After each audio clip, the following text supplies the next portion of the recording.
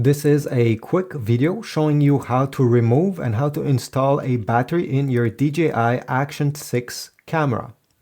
So if you want to remove the battery that is already there, you simply have to go right over here on the left side of the camera if you're looking at it from the front.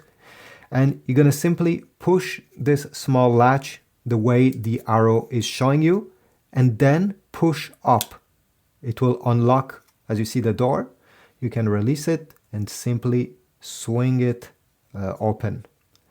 Then the battery will have a small tape, something sticking out. Grab it and pull it out.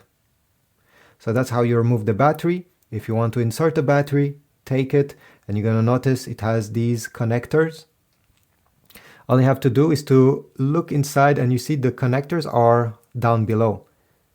Make sure they are aligned and push it so it clicks in place.